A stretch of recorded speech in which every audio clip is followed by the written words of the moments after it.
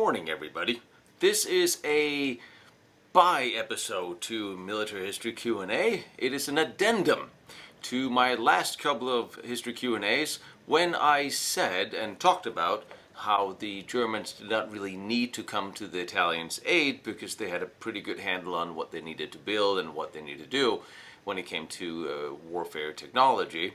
I have been drowned in emails from you all questioning the sanity of what I said when I said the Italians had a good idea. And the Italian army and military had a good idea, and they did. So, today we're going to talk about Italian armored doctrine, how it came about, and what they had and what they built, some of their tanks, which is actually very interesting. And at the very end of this addendum, there will be another addendum to the episode where I talked about the big bunker builder, the German fortification building during World War II. I came across some first-hand accounts from some of Hitler's aides that I will read to you that are actually quite interesting about how Hitler took an active hand in designing some of the bunkers himself. I just want to share those. So this will be one of those episodes to follow up on all your questions on these previous two episodes, and maybe if you're lucky there will be a picture of the week at the end. Let's just start it with Italy, because actually this is quite interesting. Now, Italy did not come out of World War I really well. World War I cost Italy quite a lot in people, in resources, economics, and unlike some of the other allied nations to Italy, Italy did not come out with any territorial gains, resources, anything really. It was sort of a loss-loss. And in 1922, when Mussolini took over Italy, a very nationalist government formed, and his economic policies did not exactly leave a whole lot of funding for production of Italians' war material, tanks, planes, etc., which is the main problem that Italy really had. Italy built good stuff, and they had a very good armored doctrine, but they didn't have the production facilities, capabilities, the infrastructure, the raw material and resources to really build everything they needed. But as we shall see, they had some really good ideas, and they built quite a lot of some of the things they built. So let's get started. During World War I, Italy saw some really miserable fighting in the mountains, a lot in the mountains, but they also had some really interesting successes on the flatlands around Trieste, where some of the cavalry units and the bicycle units, the faster moving units, actually had some successes.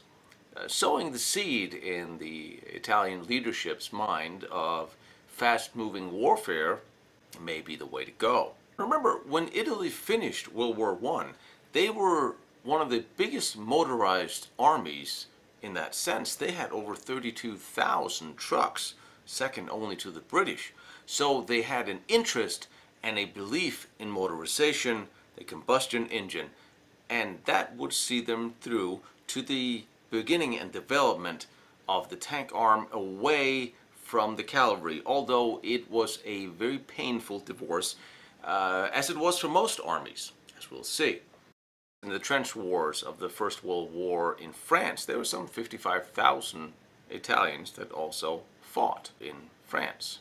And some of these officers that fought there, especially one, Count Carbino Alfredo Bernacelli, was an artillery officer, and because of his position he was quite well connected in terms of politics. He went to the Italian war minister and suggested they might look into this tank thing, because from having been involved in trench fighting, of course he'd seen how this new tank was rolling over the German positions, how this whole thing came about and worked for the French and the British, and he wanted to know more. So the Minister of War in Italy sent him to France to pick up ideas, to maybe purchase a couple things and learn a little bit about this from the French. They bought a Schneider C1, one of the first French tanks. And as we have all asked ourselves, Schneider is not exactly a French name. It became a rather big manufacturer of armaments and locomotives and other things in France. And I'm still questioning how Schneider became a French manufacturer of anything. They got the Schneider C1, and he brought one of those back to Italy. He also bought some Renault FTs and brought them back for further study. Now, the Schneider C1 was that kind of interesting. It was a 13-ton thing that went about 8 kilometers an hour, about 5 miles an hour. It had a 75 millimeter blockhouse Schneider, 11 to 5 millimeters of armor. It was built by Somyo. No, S-O-M-U-A. Somyo. Yeah, designed by Schneider. How do you pronounce Somyo? Somyo? What do you mean you don't know? Oh, because you're Norwegian. Never mind, I'll call you later. So with the Schneider CA1, the Italians took it back, tested it, and handed over the design to Fiat. As we will see, Fiat becomes rather prominent in military production for the Italians over the next 20 years. Now the Fiat, they took this 13-ton monster and built a 40-ton monster, the Fiat 2000, which was a bit of a thing. 240 horsepower. It could go at an astonishing 7 kilometers an hour, which almost the same speed as the less than half of the weight Schneider. However, it had 6 machine guns, and it also had a 65 millimeter cannon built in the hull, and it had a rotating turret, which is something that the Italians keep playing around with, the whole turret concept, in building a whole fleet of light tanks without a turret. But they'll come back to needing a turret and eventually starting to put them on tanks where they're supposed to be. Now they built 4 of these monstrosities for testing, and they also brought over 3 or 4 of the Renaults. Now the Renault FT was quite a bit of a thing. It was in service from 1917 all the way up until 1949, 1950. It was a small, light, turreted tank. It was pretty much blueprint of what modern tanks would look like, and supposedly it had been in development since 1915. A Char cannon. It was a 2-man tank. It fought in the Russian Civil War, the Turkish War of Independence, the Polish Soviet War. It's for all the different warlords. The Rif War, Great Syrian Revolt, Brazilian Revolution, Chinese Civil War, Spanish Civil War, the Winter War, World War II, Franco-Thai War, Arab-Israeli War, Soviet-Afghan War. This thing was everywhere. It was a well-built tank. It was, and the Italians were very inspired by this thing. Now it had 8 to 22 millimeters of armor, and the main armament was a 37 millimeter gun, or an 8 millimeter Hotchkiss machine gun. Some of them were outfitted with a Rabe machine gun as well. They had a 4-cylinder engine, about giving you the excessive amount of 39 horsepower. So in 1918, the Italians had been given 4 FT tanks by the French, and they were put into an Italian special armored unit of armored cars, which I will not even begin to try to pronounce the Italian pronunciation of, because I don't want to offend my Italian friends. Let's just be honest here, my Italian is horrible. They went in on maneuvers, and they really did impress the Italian brass so much that they immediately, right off the bat, ordered 1,500 more of them from the French. So obviously the French could not deliver all these to the Italians, and Fiat got the contract to build them under license. But now Fiat being Fiat, as we know, Fiat today still builds cars, and even today muck around with upgrading their current allied tanks of the version of the Leopard. So Fiat did what they're still doing, and they fiddled around with the transmission and with the engine, and they got the thing up to 24 kilometers an hour, which was actually quite fast. Actually very fast for what initially at that time was envisioned as an infantry support tank. But the Fiat 3000 became a thing. And in 1923, the first unit of 300 men was stood up, the first tank detachment in the Italian army. But the first mention of tanks in the Italian military directives and on the books was in 1918 for directive of use of major units into the attack, which was the assault waves, the exploration, and the reserves, where the tanks were to be used in the assault waves to support the infantry. And cavalry on horses were to be used in the exploration phase. Tanks was never to be used as a defensive weapon, and nowhere in the books was it foreseen that tanks should be used to fight other tanks. And this was the predominant doctrine and thought of most armies at the time, and would remain so for quite a while. Now you have to remember, at this time, after World War I, most armies in the next decade and more were trying to figure out what the next war was going to look like, which is pretty much what all armies do after a war. They start assessing the new technology, the new tactics, and figure out what's next. Some would say that the next war would never be a land war, but dominated only by aircraft and bombing. And some thought it would be only a tank, armored, artillery war, or by poison gases. The tank was obviously a part of this conversation for all armies. The British were trying to develop theirs, the French theirs, and so on and so forth. In 1924, at least the Italians had established there was going to be light, medium, and heavy tanks. And the heavy tanks were to be used for the initial breakthrough, punching through the lines, to be followed up by infantrymen supported by lighter tanks, cavalry, and so on and so forth. Also,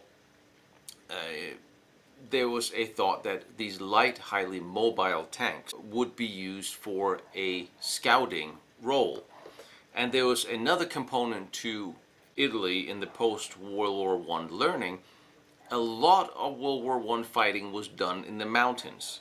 That was very inaccessible to tanks, leaving the Italian part of the Italian military wanting smaller, lighter, more mobile platforms that could navigate some of these mountain passes, while others still insisted that cavalry was the way to go because horses would be having less of a hard time navigating some of the mountains.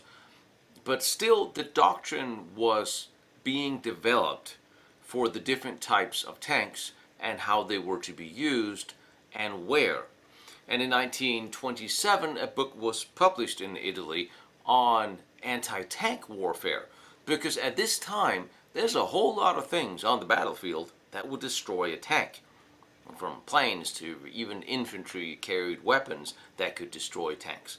But never at this point was there a conversation about tanks fighting other tanks. But now it had become more and more important that a combined arms doctrine would be necessary in order for the tanks to survive the battlefield. In other words, the tanks would have to be shielded by artillery and by aircraft. And the Italians were now, along with other armies, working on developing the use of these different components. Now, the Italians were inspired by the British Mark series of tanks, and in 1930 they had a little tankette, the Mark V, which would do 40 kilometers an hour. True to our Italian friends, always make something race fast, which was now so fast that as an infantry support vehicle, it was way faster than anything, even the horses. The French were at this point in time developing the tank. You look at the heavy Charbis that were very slow and impervious to pretty much anything as an infantry support unit. The Italians did not buy into this slow and static warfare. They wanted fast maneuvers, speed, punch through, and exploration. But all the way through the 30s, there were still some people that saw the tank as a complement to the infantry and not a replacement for it as it actively was. But already, remember, in 1919, they had already ordered 100 of the Fiat 3000. That order was later canceled and another one was put in. But they were building and they were developing concepts. And we can't take away from the little L3-35, which was a tankette, really, a little two-man tank with a machine gun, hull gun, no turret. It was a very, very versatile, light platform that would serve the Italians for a long time. It would even haul artillery pieces and other things if need be. The Fiat 3000 was later upgraded for better cross-country mobility. Got a little slower, but that was fine. But in 1930, the tankette, as Italy's first light tank, the L series, had been attached to armored car squadrons, who were then attached to heavy tank battalions. Not that the Italians actually had any heavy tanks. Now, Italy at this point in 1930, remember, was one of the few countries that actually had triple digits of armor at all. This was at a point where a lot of other countries were not building, had cut their budget after the vast expense of World War I and the Great Depression. There was not a lot of money to spend. Italy also did not have a lot of money. And one of the problems was Mussolini's government. He was very much a nationalist who was all about being self-sufficient and self-reliant, which meant not a lot of imports and not a lot of exports. Now, that also meant that there was not that many cars or vehicles in private hands in Italy. I think it was one vehicle to every 135 people in Italy, which was vastly lower than most other industrialized nations. This, again, made it less necessary for Italy to have a large infrastructure building and being ready to build and expand on tank productions, vehicle production, engine production. But they had pretty much two companies had the monopoly for constructing and building a lot of these. Also, money had to be given to constructing a navy, and the Italians had great battleships. They had more submarines at the outbreak of World War II than the Germans did. And they had a great air force with some pretty damn great planes. But the logistics, production logistics, were not all on their favor. However, in 1932, just to get back to the tanks, an amphibious training maneuver was held with tanks, predominantly the CV-26 tanks, the light tanks, but it was very successful. And more support was being gained within the Italian military for a fast-moving, hard-punching tank units under the strategy of combined arms warfare. Then the CV-33 was built as a fast assault gun with a fixed double machine gun, and it would do, again, over 40 kilometers an hour, and over 1,200 of them were built. In 1935, the Italian manuals noted that boldness and initiative were the watchwords of the day, and the units with a CV-35 upgraded, 1,200 more was built. So now the Italians actually had 2,500 tanks, which was more than almost any other nation at that time. And when I say tanks, let's be honest, it was a tankette. A lot of them were tankettes, 2 people, no turret. But there were high numbers. Let's not forget that in 1939, the German army only had 3,500 tanks. And some 2,500 of those were Panzer Is and IIs. So in 1935, but Italy probably had more tanks, or tankettes, than Germany did. And let's face it, Panzer I and II, we can call them a tankette as well, can't we? Certainly the Italians had more tanks than the French and British in 1935. So the Italians was by no means behind the curve. What they needed was a medium and a heavy tank. In 1935, Italy began one of its first conquests of Ethiopia. Because of the vastness of the country, the Germans thought it would take the Italians a year and a half to conquer all of Ethiopia. They tried once, the Italians. It didn't go well. So they were going to do it right this time. And it only took them 7 months, which means the Italian doctrine proved very successful. So here we're going to see the first fully motorized divisions, 11 companies of tanks, 11 divisions, all fueled, all motorized, and a lot of lessons were learned. And already 3 weeks after the campaign was over, the Army published a new manual calling for turrets on tanks, tanks being used in the assault only, and also noting that the crew should never leave their tanks, and many other lessons had been learned. This was 1935. In 1936, the Spanish Civil War broke out, and Mussolini sent Franco 60 tanks to help him out. Now, it wasn't long before these Italian tanks squared off against the Russian T-26 tanks that the Russians had sent to fight against Franco. Now, the T-26 outgunned the Italian light tanks, had a 45mm cannon, and could pretty much dominate the battlefield in that sense, because it could outgun the Italian light tanks, those only outfitted with a machine gun. However, they proved their concept of boldness, aggressiveness, speed with their light tanks, and the Italians achieved quite a few successes in Spain. And from that, the concept of the modern Italian armored doctrine was really solidified. And in 1939, it was clear a modern armored doctrine was developed and in place, fully on par with anybody else, and quite possibly even quite a bit ahead of the French armored doctrine at the time.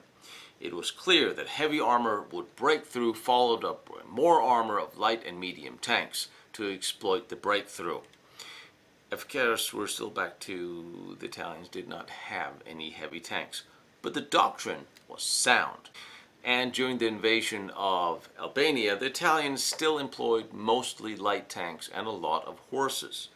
And here they would experience a lot of logistical issues, some technical, some breakdowns. They even had to be resupplied by the air, and they learned a lot from this campaign. So it was a good thing for the Italians that the Albanians did not put up the hardest of fight that could have been put up. And finally, almost a year late, the Italians received the M1139 with the turret. Then later on, the M1340 showed up, and the medium tanks again upgraded with the turret. The turret was in here to stay.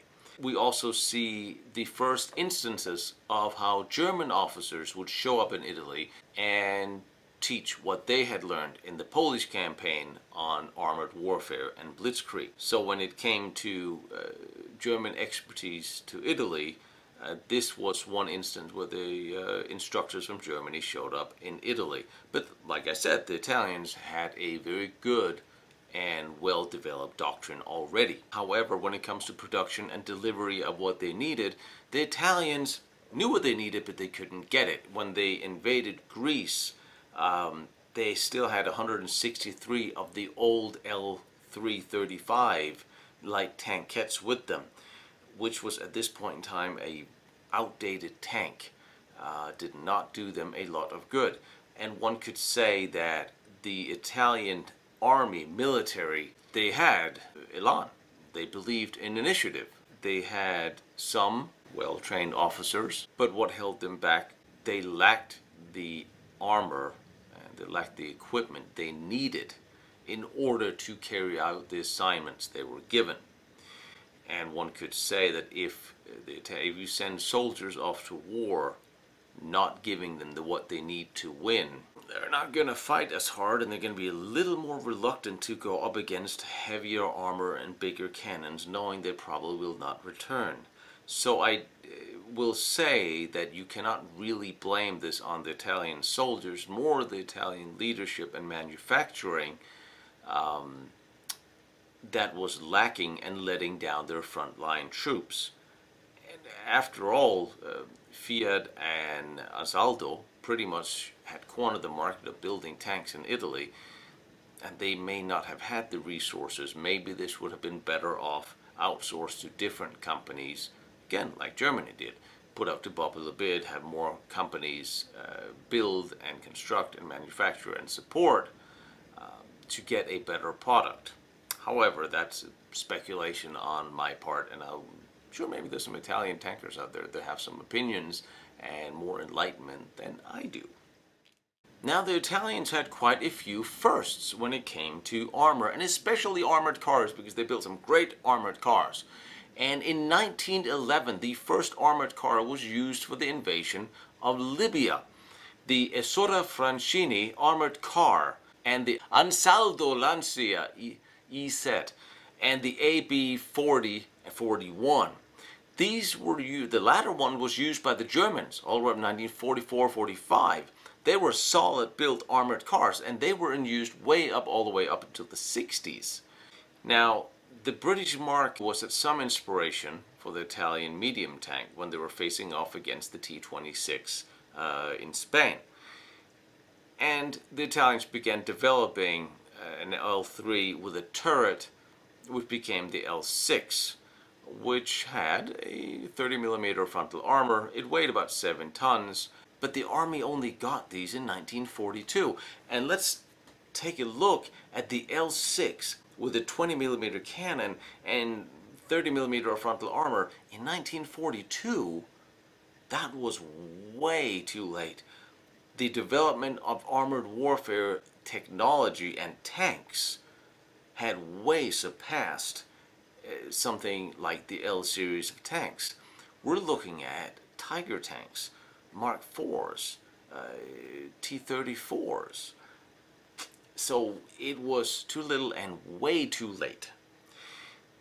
Then they built the Carro Armato M1139. It was 11 ton with a diesel engine. Problem is, what the Italians did, well, I guess they were trying to save on the secret technology of welding by riveting all the tanks together, which is really not a good environment for a tanker to be inside a metal box that somebody may knock upon with a very large projectile, rendering all these rivets loose and flying about inside the tank, with the possibility of giving you a very, very bad traumatic experience. However, the Italians riveted their tanks pretty much to the very end of the war. Still, the M1139, 30mm of frontal armor, 100 of them had been ordered, and they were seen as a transitional tank by the Italian military, but they went off to the desert for Italy's war during World War II. Italy's main tank became the M13/40, which had upgraded to a 47/32 caliber main gun. And a diesel engine that was quite good, but the gun was good, and they were every bit of a match for the British Crusader. Not so much for the Matilda and other heavier tanks, including the Sherman, which was quite a bit of a problem. They built 700 of those, and they upgraded the M1441. They built 685 of those. And they were still an outdated tank by the time they got there. We're looking at a 47mm cannon. The Shermans had 76. You're looking at vastly heavier, bigger cannons pointing at Italian tanks. So again, it was a good tank 5-6 years before. And they also produced a upgraded, upgunned version, again, still with a 47mm cannon, but it was longer. So it had more range and 30% more velocity. But still, we're looking 1942 at a 47mm main armament on a tank is really not what you'd want. And they only produced about 194 of them by 1943 when Italy was out of the war. The Italians, they worked on other tank designs. They had different things on the drawing board. Some made them to the testing phases, and some of them didn't. Saharino, which again I'm pronouncing wrong, I'm sorry, 18 tons, sloping armor. It was built almost like a replica of the T-34. In fact, the Germans gave the Italians a captured T-34 for testing and study. They only built one. The transmission wasn't that good, the engine wasn't that good, and it was shelved and dismantled. The Italians had other semi-heavy tanks in development. They had the P-40, the P-2640, was a 26-ton tank, but still, again, riveted armor, and the engines were just not powerful enough, which is kind of weird because Fiat was known for getting the best out of an engine, but they did not have enough. They did have a predisposition towards diesel engines, much as the French also had and the Russians did. They had the P-43 with a 90mm main armament and 34 tons. That was closer to what Italy really needed at this stage, but by the time it was almost ready to be built, the war was over for Italy, so we never got to see that either. As we all know, or those of you who know me and know I write books about assault guns, I have a love-love relationship to the Sturmgeschütz and those assault guns that are so cool and so sexy. So obviously, the Italians were always also working on an assault gun concept. One of them was very successful. And especially, remember, the Italians had that 90mm cannon, the Canone of the 90/53 anti-aircraft gun, and as we all know from the German 88s, anti-aircraft guns of high caliber makes for great anti-tank guns. So the Semovente, the 90/53, was basically a chassis mounting the 90mm cannon. It was an enlarged chassis of the M1441 tank, but only 30 of these were built because, well, low production in Italy, again limited industrial capacity, and a high demand for the 90mm cannon just for regular anti-aircraft duties, and they were all built in 1942. Too bad, they do resemble a little bit of the Nashorn and some of Germany's earlier tank destroyer models. However, they did build the Semovente, the 75-18, which was Italy's self-propelled gun, anti-tank gun.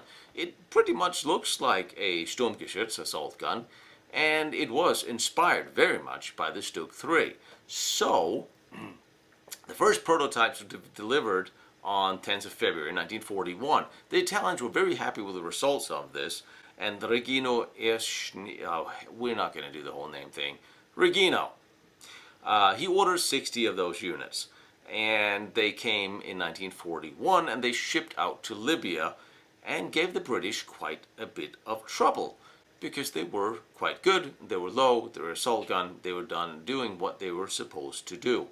Again, they were seen as an interim vehicle. It's interesting because the Italians had a lot of interim vehicles that became the mainstay because the successor to the interim vehicle never materialized. We're back to the production.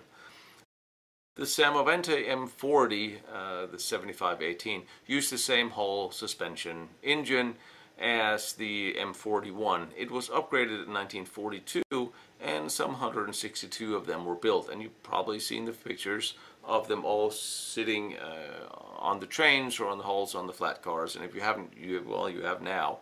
The vehicle mounted a 75-18 model 34 field gun that was fixed in the superstructure. The front armor comprised of two 25mm plates that was bolted together. Did you hear the bolted together part again? And if you look at it, it has a flat on frontal, no sloped armor. So I guess you're looking at 25mm of flat armor facing the enemy bolted together. Not a big fan of that. And again, but they did well, and they did a good account of themselves in North Africa. They had a pronto, ready effect, round. They were capable of piercing 3.1 inches, 80mm of armor plating at 500 meters. There was different variants of this.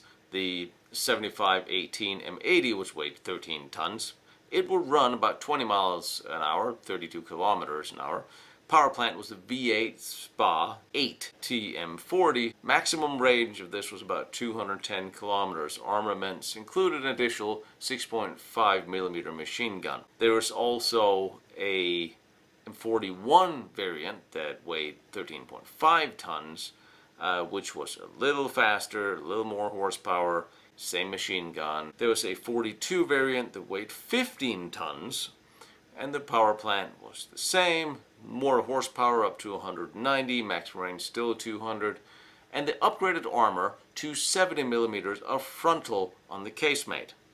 So upgraded the armor, made it heavier, gave it a little bit more horsepower, and it will do roughly the same, but hopefully be a little bit more protective with 45 millimeters on the sides and 50 to 55 on the front nose, but 70 millimeters on the front casemate. In recap, from World War I, the Italians learned that speed, maneuver, punch-through, follow-up was the way to go, and looking at the French and British armored doctrine and the armored vehicles and tanks they were building, they were inspired, they licensed some, they built some, and they built some good vehicles. They were let down by their production, by the lack of raw materials, fuel, etc., etc. You can blame this on leadership, but not on the soldiers. The Italian soldiers gave good account of themselves when they had good equipment. And interestingly enough, after the war, of course, Italy, having started the war on the wrong side, ended up on the right side, they were still not allowed to build their own. So as they became part of NATO, they got American, British tanks, and from the 1960s they began the international cooperation with the Germans and so on to build the Leopard tanks, and they came up with a Claretti, which is a version of the Leopard from what I understand, which again Fiat has tweaked and modified, and the Italians seem to still be making modifications to Allied tanks, just like they pretty much started out with doing after or during World War I, when they received Allied tanks and tweaked them and made them a little faster. So Italy, it's all about speed, which explains a whole lot of cars and a whole lot of decent tanks that was made by Fiat, which still does not explain the how on earth the small L3 two-man tank became the Fiat 500, which is pretty much also just a two-man unarmored vehicle. Anyway, that was a little bit more elaborate on how the Italian doctrine worked.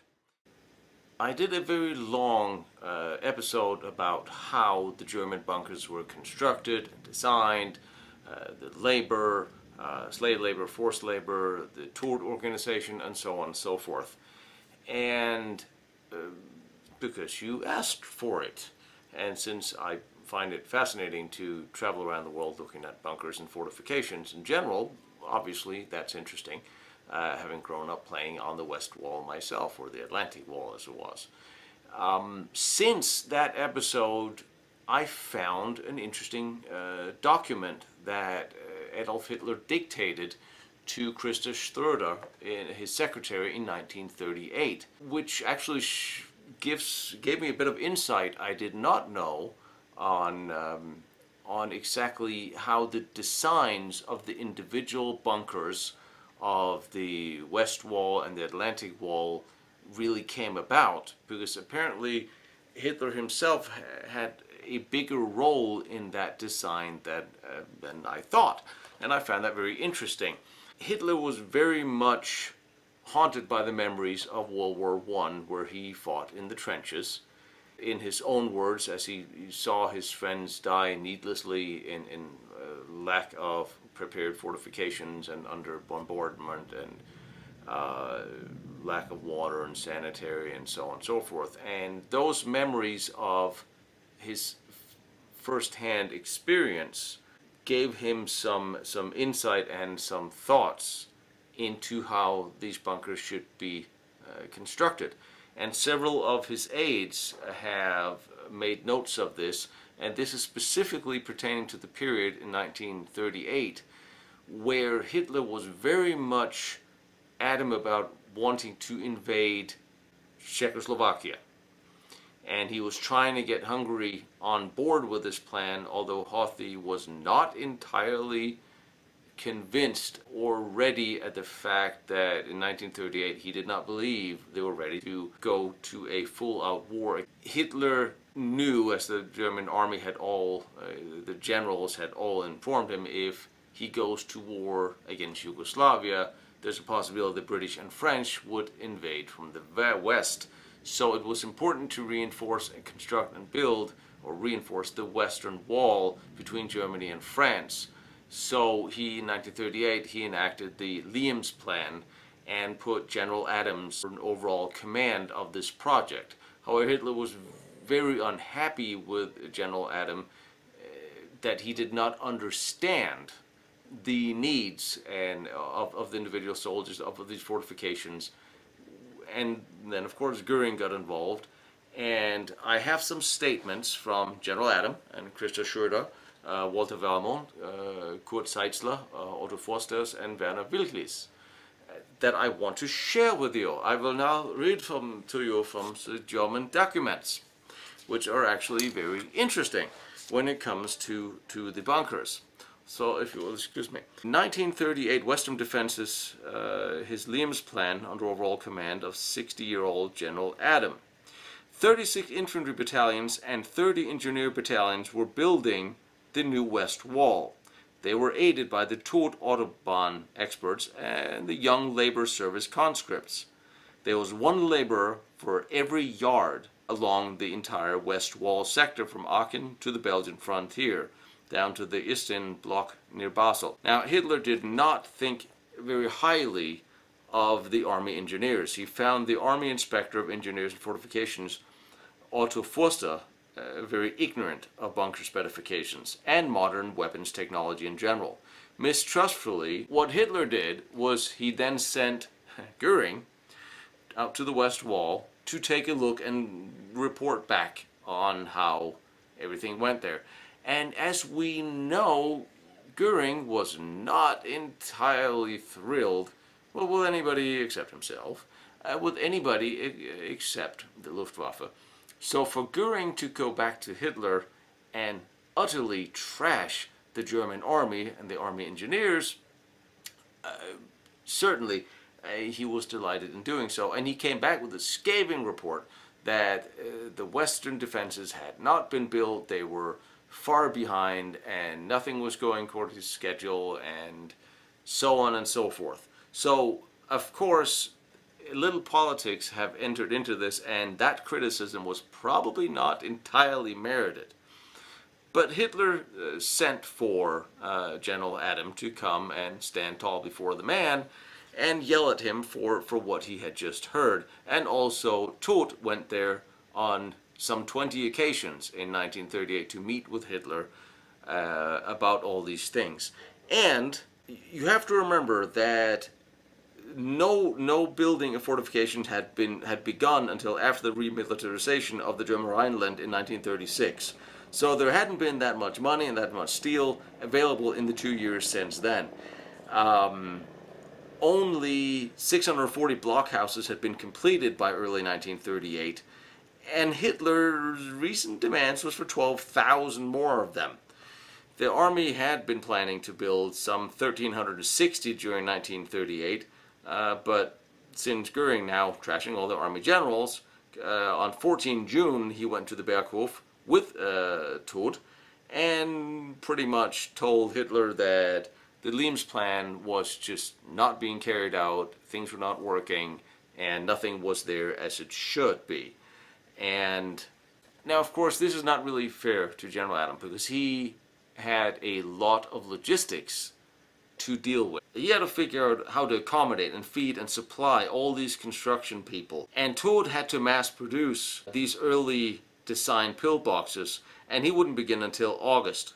Now, the army was working on a lot more complex sites. Hitler still pissed off, and he sent for Brauchitsch Brauhage required Adam to come to Berghof on 30 June, and he did not exactly hold back.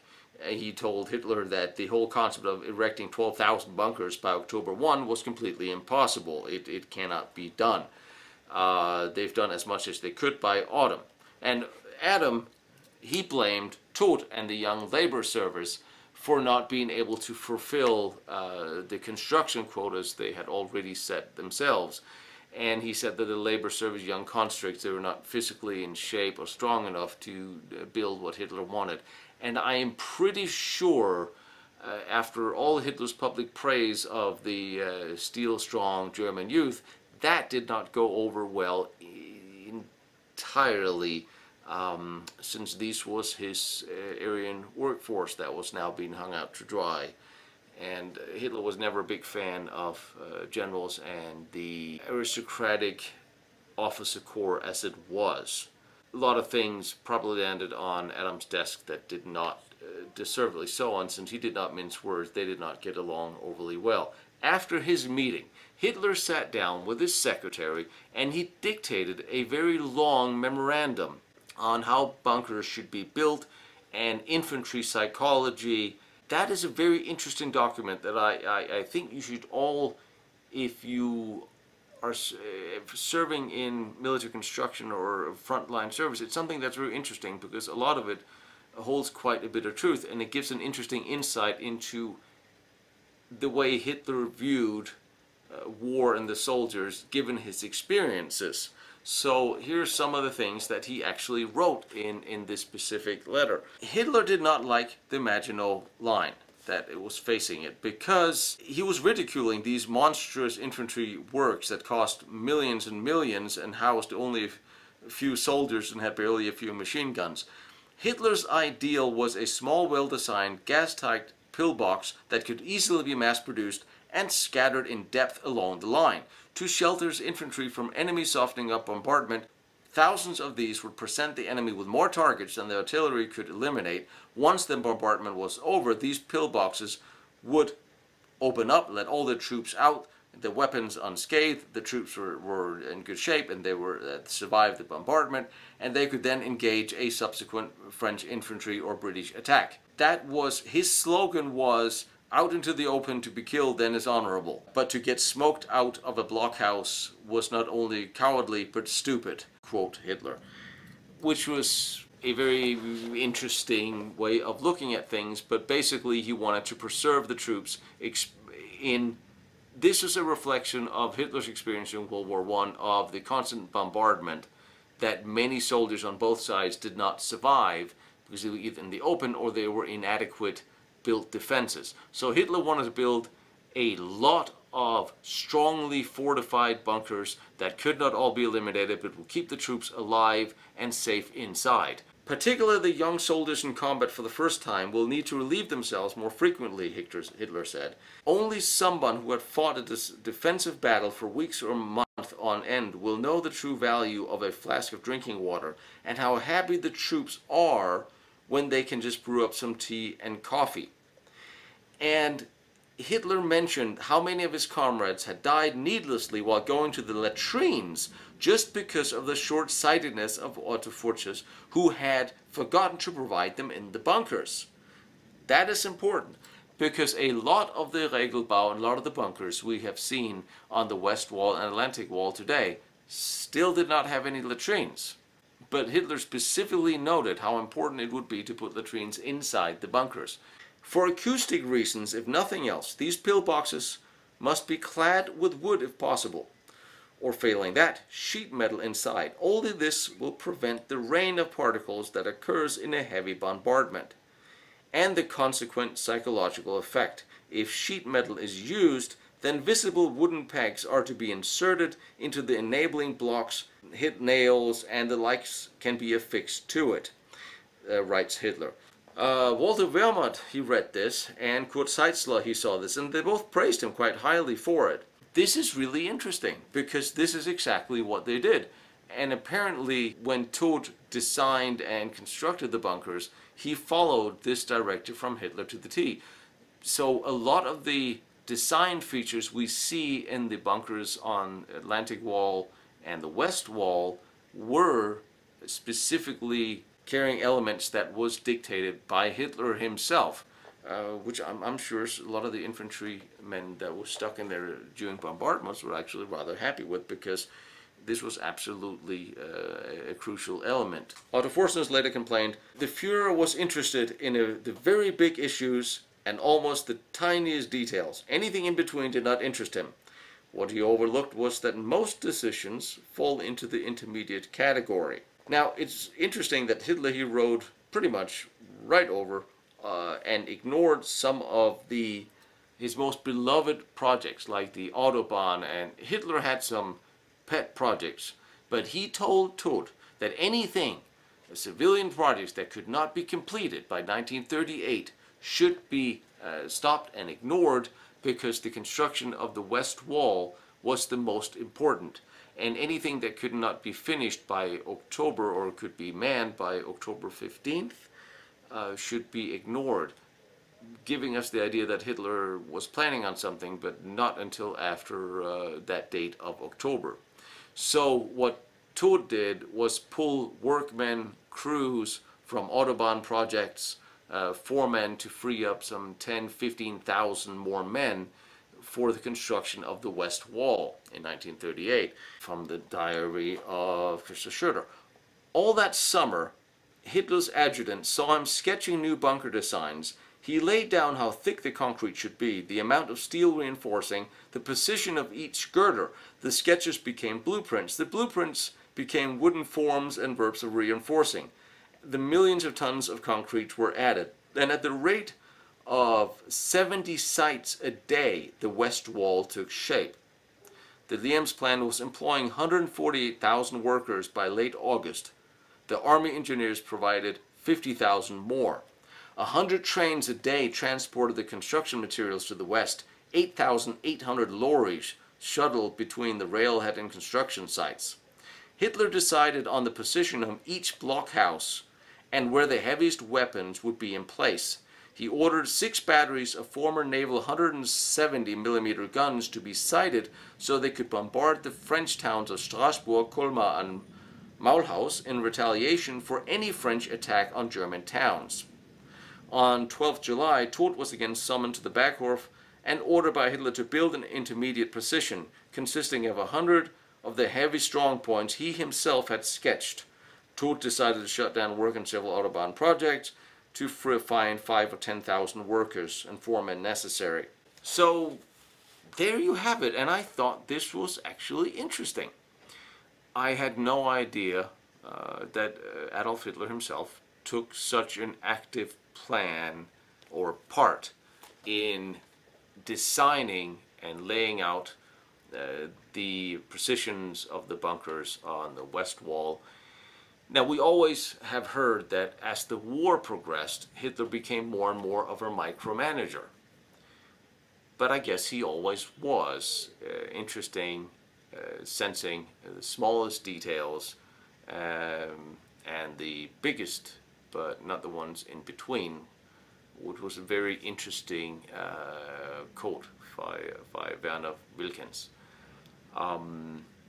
Anyway, I thought that was interesting. So now when you go look at bunkers, you can actually point to the features that was designed by Adolf Hitler himself.